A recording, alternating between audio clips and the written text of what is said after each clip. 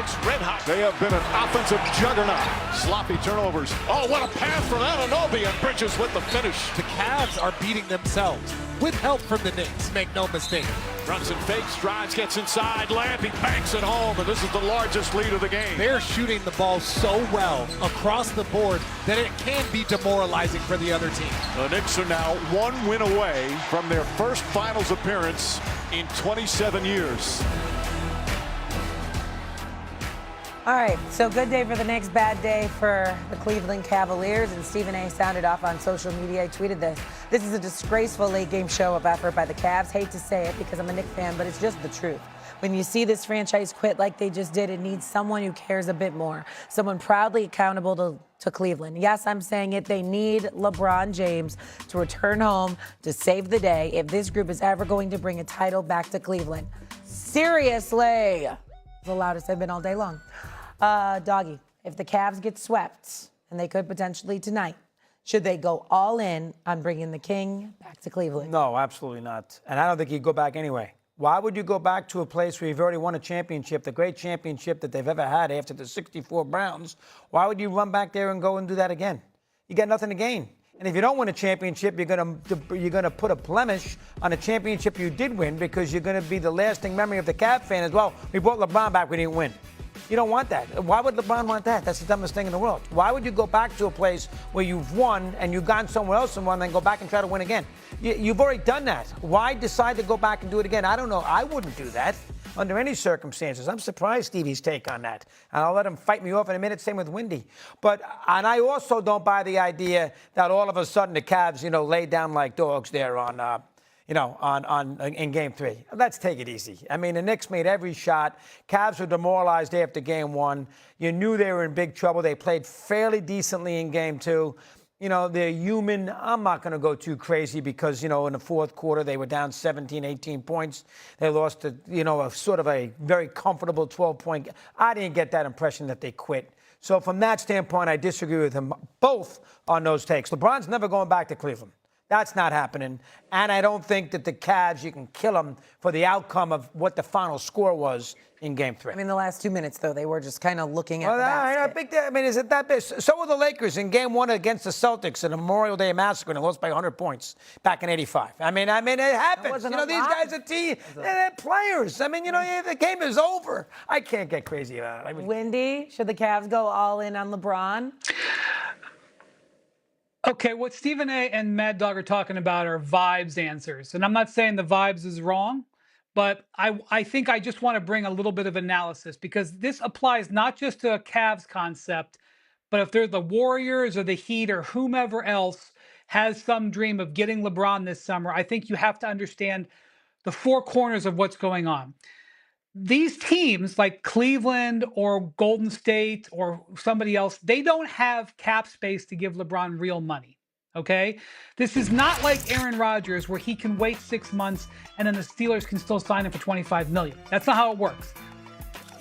First, LeBron has got to decide, does he want to keep playing? Okay, let's say he does. Now, does he want to keep playing for the Lakers? Let's say he does. Can the Lakers and LeBron work out an arrangement? Let's say they can't. We've already gone through 3 big, giant questions there, okay? How much money is LeBron willing to play for? I am not going to spend the gentleman's money and just make an assumption that the Cavs can sign him for $3 million, because, guys, that's what the minimum is. LeBron's making $50 million this year. If he were to sign with the Cavs next year, they got $3 million. That's what they're allowed to pay him, okay? 3. That's a 90% pay cut. I just don't think he's doing. Now, if he comes out and says, Brian, don't go in my head, you don't know what you're talking about, I will sign for that. If he says that, then I'm prepared to have a conversation. But when you say all in, Stephen A., it means trading off potentially 3 players. Because even if they worked out a deal with the Lakers, even if the Lakers said, look, LeBron, you want to go to Cleveland, we'll work out a sign and trade. The Cavs aren't even allowed to do sign and trades. So they would have to trade off multiple pieces just to trade another piece for LeBron. So it's very hard to have this argument unless you have an idea of what LeBron's willing to do. And I know that that's not fun. It's more fun to say, go get LeBron James. But it's hard for me to frame it right now, to be honest. Sometimes And put Doggy and Wendy up on the screen, please. I want to see them when I'm saying this stuff. Sometimes we make things far more complicated than it needs to be. Wendy, I appreciate your analysis. You cover the NBA better than practically everybody. You do a great job. You know that's not what I'm talking about. Doggy, pay attention. I did not say LeBron James should go to Cleveland. I said Cleveland should want LeBron James. That is what I said. And look at the words that I used on the tweet. I talked about somebody who loves Cleveland, somebody who the people would believe would be accountable to them because he loves them that much. That's what I'm alluding to. Look at my words. You know, you see, need someone who cares a bit more, someone proudly accountable to Cleveland. That's what I was talking about. Who better than your own that grew up 30 minutes away, that came back from South Beach just to deliver a championship and erase a 52-year drought in any sport for the entire series and the entire Northeast Ohio area? I'm talking about that guy. And what I'm saying to you is this. Of course, the contenders like Cleveland don't have the money to pay LeBron James the 50+ million. Didn't we hear, Wendy, folks talking about how, you know what, at this point in time, even though he's not the kind of person that you ever imagine taking less, he certainly doesn't deserve less, etc.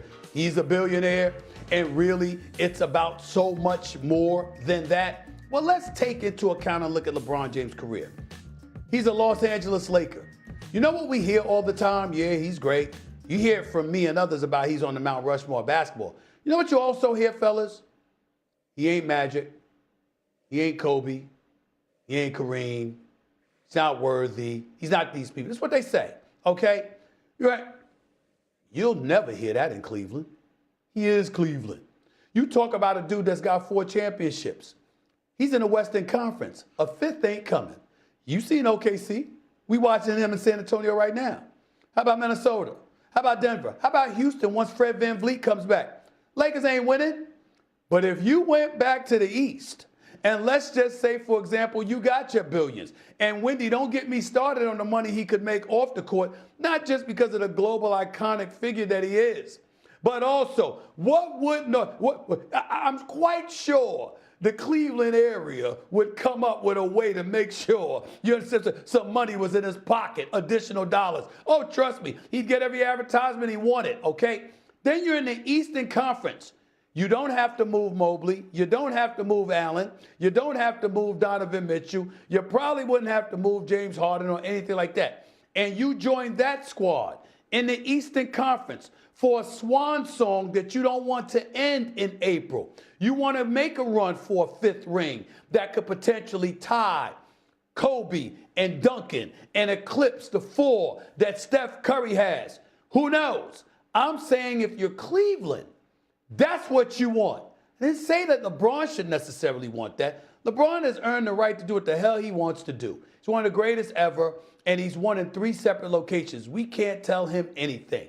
But if you're Cleveland and you're in the mood to beg, and grovel, all right, this would be a direction that you could go in and a tactic that you should use to sell him on end it at home.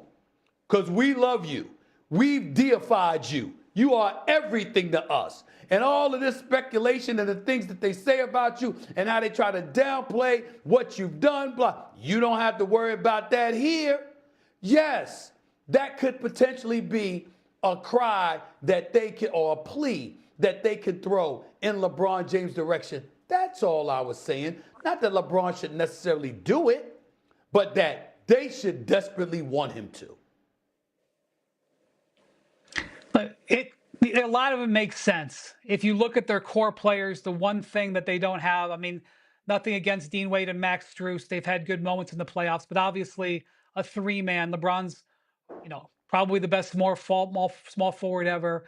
It does. How about fit. leadership? And if any team, without question, and, he could take off many games in the regular season, and any team in professional basketball who could add LeBron James on a discount, even if they did some maneuver to get him more than the minimum and were able to get him a little bit more, anything less, he's still a $50 million player. Even if they got him for Yes, $25 he million, is. it would be a incredible discount for his talent. There's no doubt they could have it. I'm just saying, I am seeing people lay out scenarios for LeBron that make an assumption that money is nothing.